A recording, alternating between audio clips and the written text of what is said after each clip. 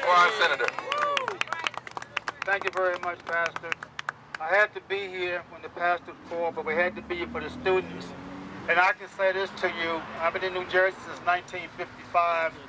I've been in the legislature, this is my 30th year anniversary. And the problems and issues of racism in universities are not new. It just seems that they're getting traditionally worse and they continue to get buried. Those of us in the legislature who have had conversation, thanks to the minister, believe it or not, with some of the leadership here at the institution and those of us in the legislation, the clergy, and we made a request for an independent investigation.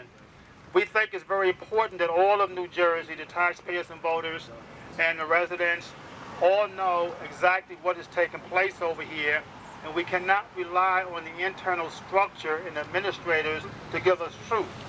To be quite frank about it, we cannot rely on the judiciary body, the Board of Trustees, to give us truth. Yes.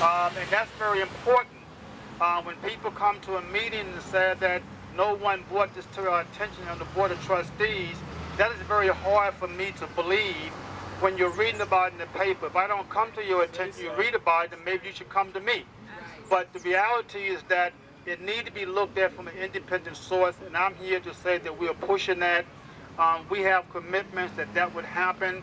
We were hoping that the board would, on December 5th, would have come to the same conclusion that they would want to know more.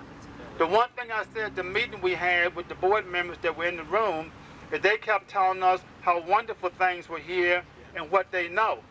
And I told them they're not paying attention. We don't want to know what they know. They should try to find out what they don't know.